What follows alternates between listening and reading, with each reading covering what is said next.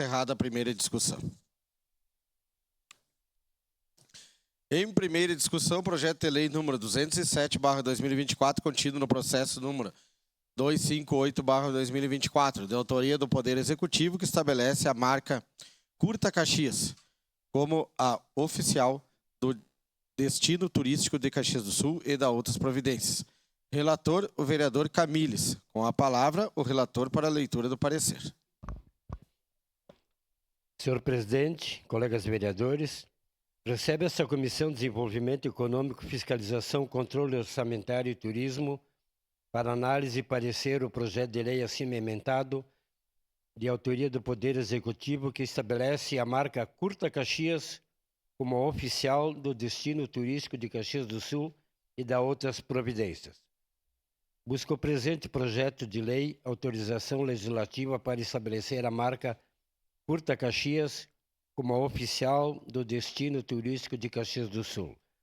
A Comissão de Constituição, Justiça e Legislação manifestou-se pela constitucionalidade da matéria.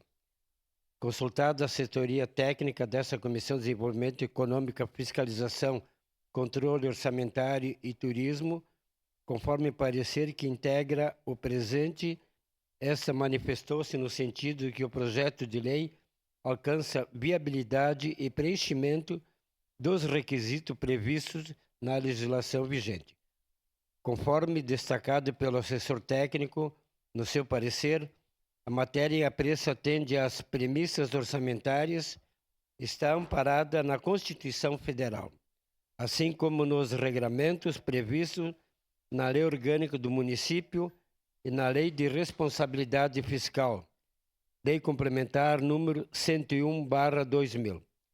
Assim, o projeto de lei ofertado a exame e discussão atende os requisitos e alcança cumprimento de exigências legais e regulatórias, orientadoras de repercussão na fiscalização e controle, revelando condições de obtenção de parecer favorável. Deste modo, essa Comissão de Desenvolvimento Econômico, Fiscalização, Controle Orçamentário e Turismo, por seus integrantes, nada tendo a opor e acatando o parecer número PAT 62/2024, emitido por sua assessoria técnica, opina de forma favorável ao projeto de lei número 207/2024, contido no processo número 258/2024, remetendo ao soberano plenário desta Casa a sua deliberação. É o parecer, salvo o melhor juízo. Caxias do Sul, 29 de novembro de 2024, 149 anos de colonização e 184 de emancipação política. Assinam esse documento a vereadora Tatiane Frisso, vereador Camilles, vereador Maurício Scalco, vereador Olmir Cadori e vereador Ricardo Zanquim. Era isso, senhor presidente. Obrigado, vereador Camilles. Em primeira discussão.